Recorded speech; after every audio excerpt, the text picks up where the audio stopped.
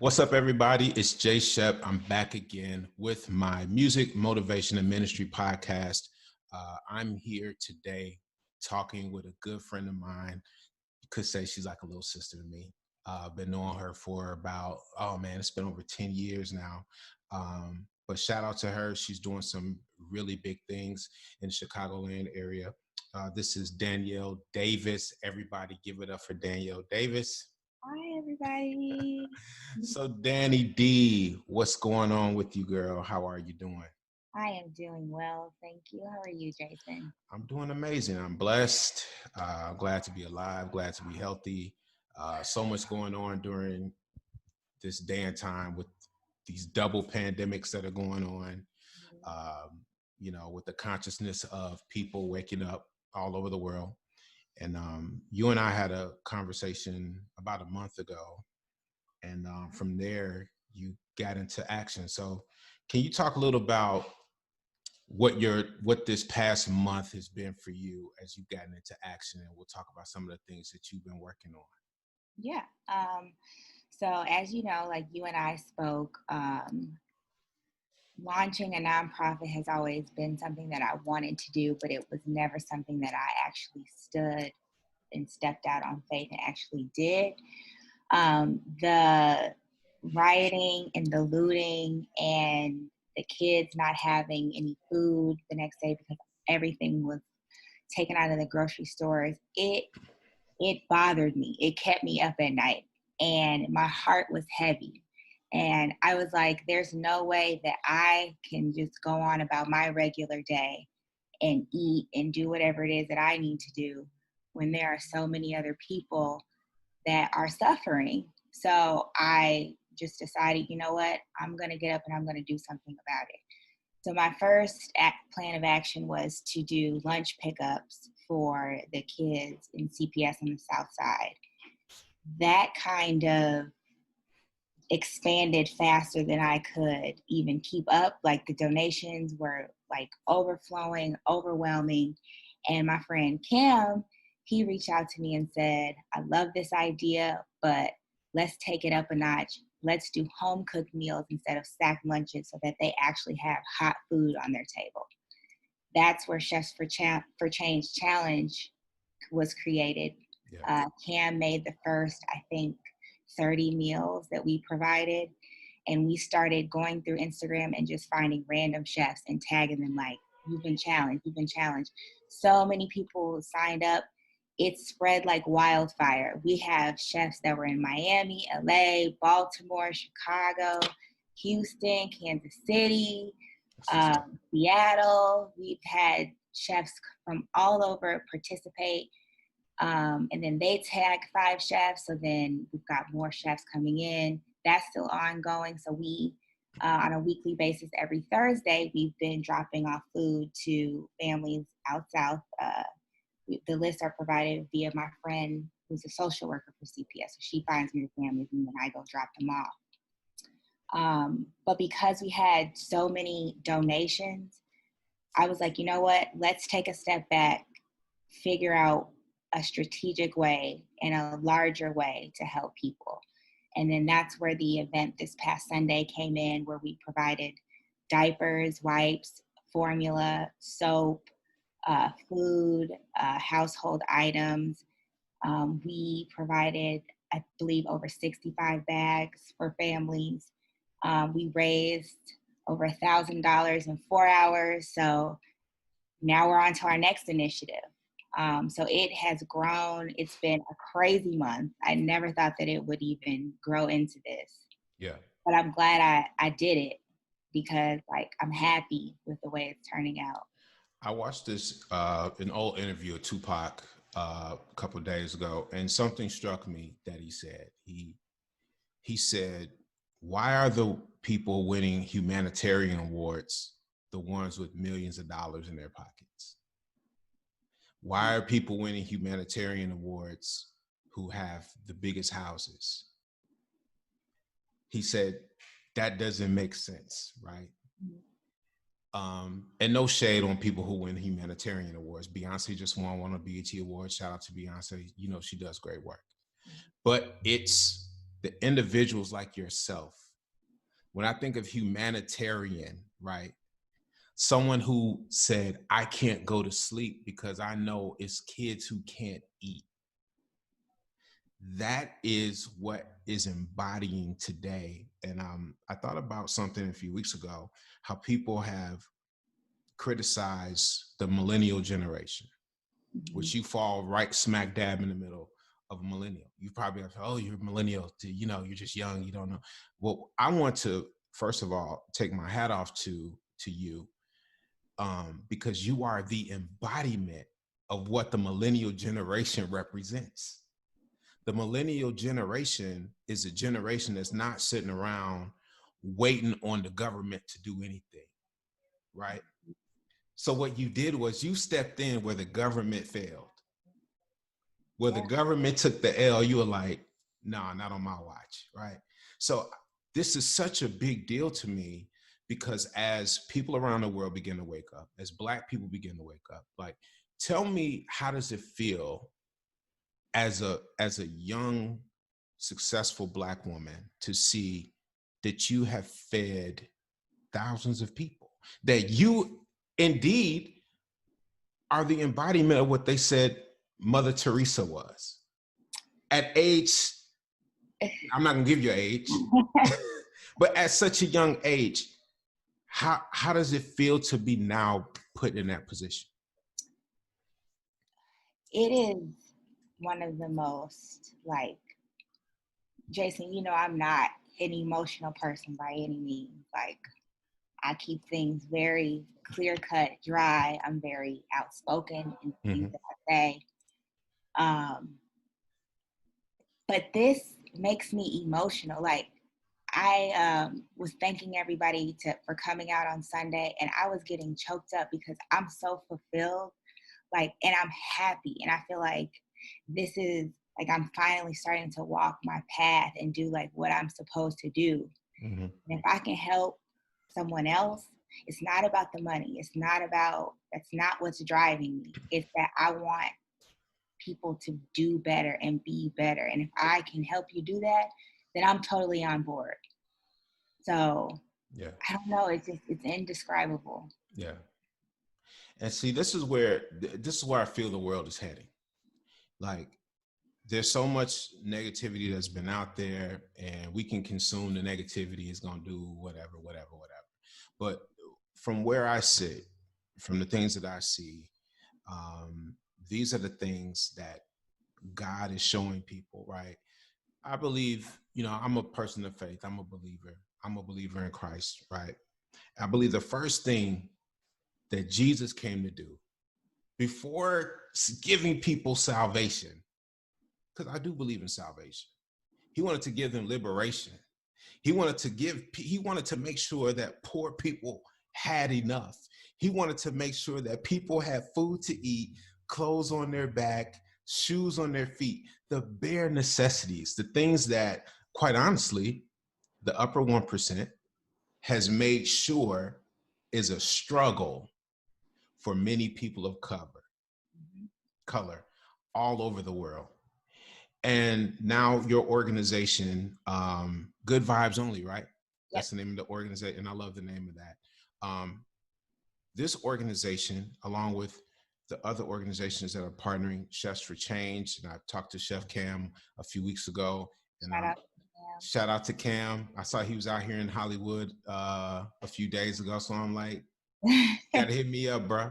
I don't want, without you giving out specific numbers and dollars, how many people do you estimate that you fed so far with the donations that have come in?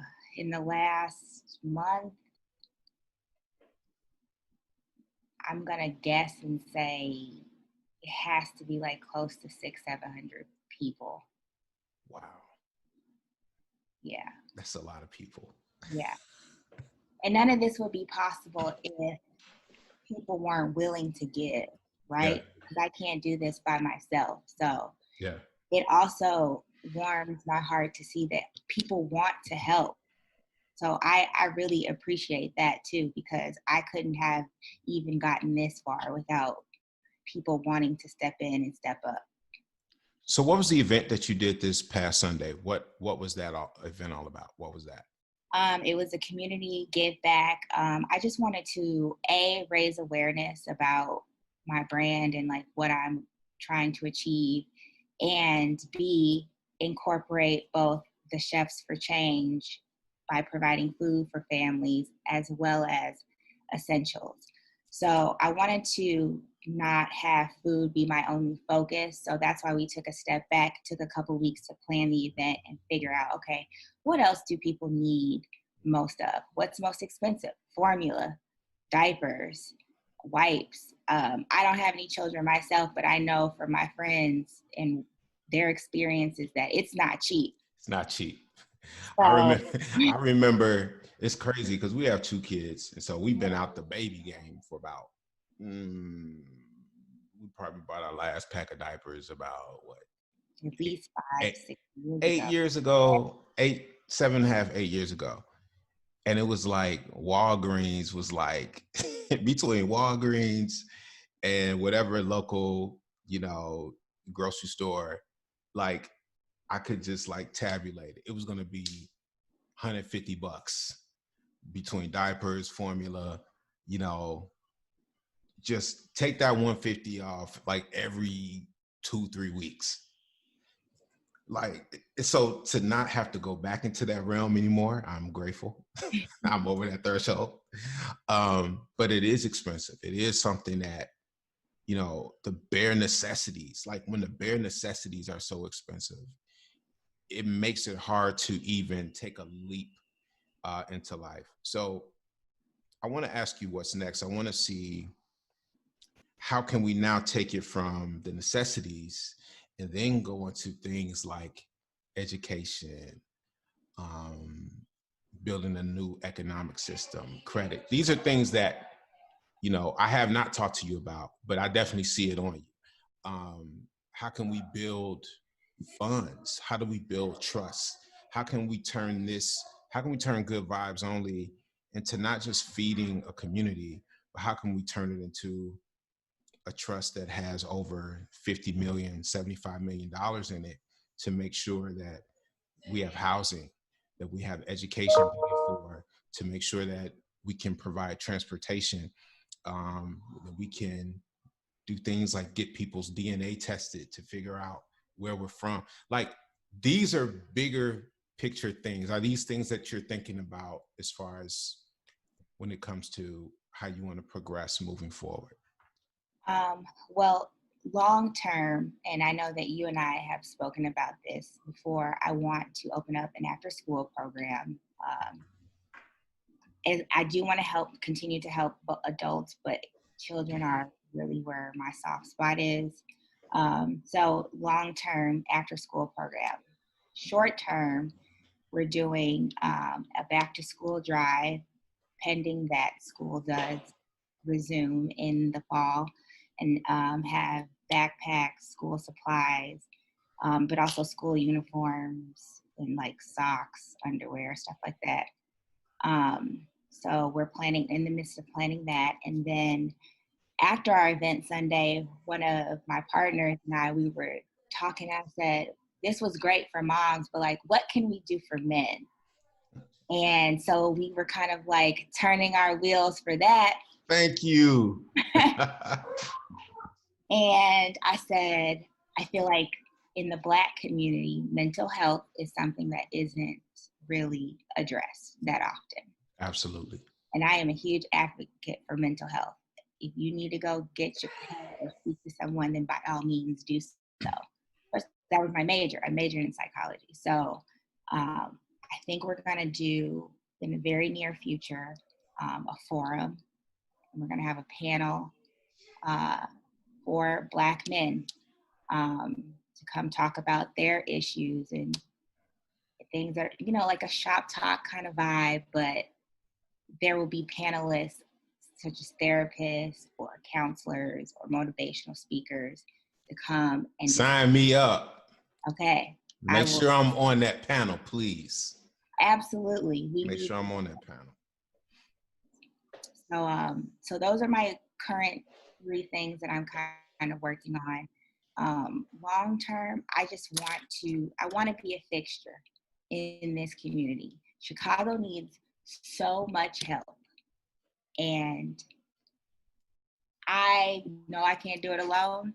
Yeah. So I am open to help. I'm actually gonna go help volunteer a drive next week for more diapers and wipes. So if people need them, we're gonna be on 79th, the Dan Ryan, I believe. But yeah, I want to help our community. I want to help our people. I love Chicago, but our resources are limited. Yeah. So I'm I gonna tell need to you. figure out. I'm gonna tell you what I see and what I keep seeing for you. And the more you keep, it's almost like the more you keep peeling back the layers, it's like, dang, we need this too. We need that too. And it's like you'll start this after school program, and then you'll be like, I need to start a school because they're not teaching these kids right. That's a great idea.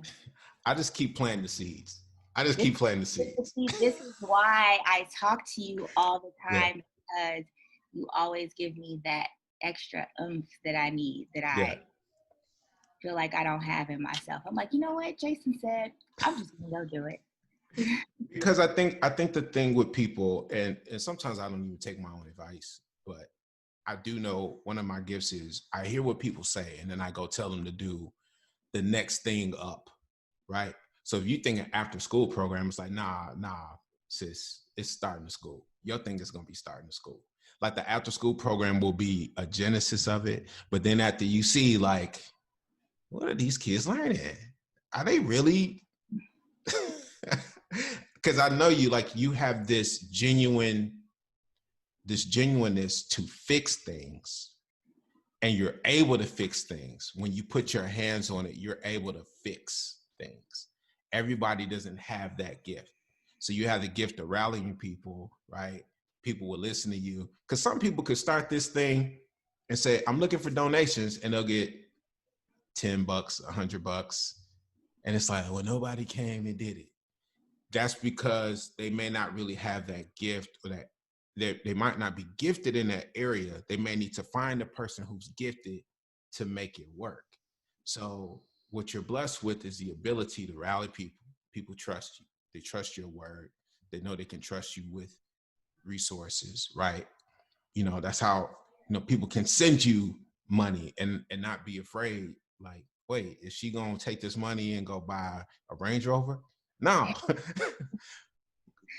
But our community has been ravaged with that. Mm-hmm. So we now have to have new, and I love what you said, you want to be a fixture, right? We need new fixtures that are like you, that look like you, that look like Cam, that look like me, that look like some of the other people who are doing this work. And I think the beauty of it is that everybody has a lane of where they can get in. So talk about now, like, was there fear in you doing this? Was there anything that came across you that was like, I'm in over my head, this is never gonna work? Oh my God, yes. When I originally started planning the event, a lot of our services and contributions were donated. And I was talking with a couple of my friends, and I was like, man, we should ask this guy if we can use his space. No, he's going to say no. And my friends were like, just go ask him. Like, the worst he could say is no. And he ended up saying, he didn't even think about it. He was like, sure, yeah, you can use my space. And I was so overwhelmed and happy that he was even like, he didn't even consider it. He was like, yeah, for sure. And I was talking to my dad about it. I was calling to tell him my excitement over it. And he was like, if this wasn't what you were supposed to be doing with your life, it wouldn't come in this volume. He's like, it's going to feel overwhelming, but nothing worth it is easy. And that kind of resonated with me. Your dad's a wise man. Yeah. Wise man. So, Wow. and then the day of the event, I was like, what if people don't come? What if we don't get any money? You know, those the first event jitters. But we had a nice turnout. It was good food. It was a good, like, really Sunday feel, and that's exactly what I wanted. I wanted that like family energy in the room. So it turned out really nice. Um, What has been the response of the families as they get the food and the care packages? Like, do you have a few stories that stick out as far as responses from families? for sure. There are two that stick out specifically. The first one is there is a mother on the south side. Um, I went upstairs to help her bring the food up, and I looked around, and it was like bare bones in their house. And she was so grateful. She was almost in tears, and it brought me to tears because I was happy that I was able to even put food on their table, but B, it made me realize the next time you try to complain about something in your life, you better think twice because it can always be worse. And it just made me feel very grateful for like my own house and my own furniture and my own bed, because Yeah. those are amenities that people don't even have, and they have children to think about. And there are just so many other things that create a domino effect with that you don't even consider because you're not in that environment. Um, so that, and another woman, she was disabled, and this is when the CTA wasn't running. So on top of no food in the grocery stores, she can't even go anywhere to go get food because the CTA isn't running. And so she was super grateful for me to bring, like, go out of my way to like drive over there and bring her the food. But it was like, no problem. Like, I have a car. I'm more than willing to help you. So it's just like small things that you take for granted and you don't think about because they're so just ingrained in your day to day that you Mhm. take for granted. It's just count your blessings and be thankful. Where does your mindfulness come from?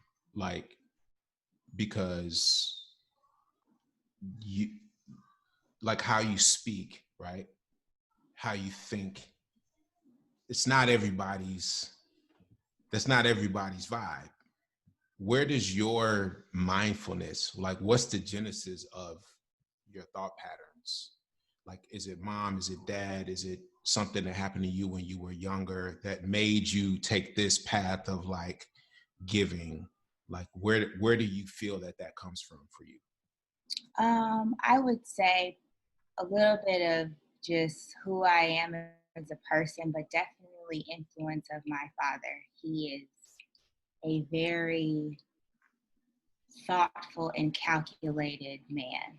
So everything that he does with intention, and it's purposeful. Mm-hmm. And I admire that. That's a quality that I've always admired about him. Um, so, and I've always had this desire to just help people. I originally went to school well, I thought I wanted to be a social worker. But once I got into it and I realized that my heart can't take this every day, seeing kids like this, it's like, okay, I need to veer off and take a different path. So Mm-hmm. I don't know. I've just always had a desire to help people. And now you're doing the work rather than having a paper behind you saying, "Oh, I'm a social." Not that there's anything wrong with it, but Mhm. now I think it's coming full circle for you.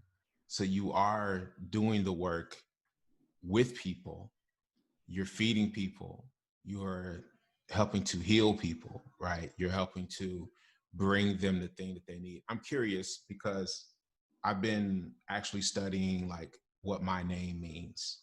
Mhm. Do you actually know what your name Danielle means? Because Child of God. it means what? Child of God. Child of God. So what you're doing As a child of God, right? You are leading people to a place so they can see God through you. I don't know if you ever thought of that. Like, our No. names are never a mistake. I did think about the other day, about a year ago, you and I spoke, and you said to me, like, why do you keep walking around what you're supposed to be doing? Just go do it. And that kind of like was in the back of my head during this last year. And so when I finally, you and I spoke like a couple weeks ago, I was Yep. like, you know what? I'm just gonna go do it. Go do it.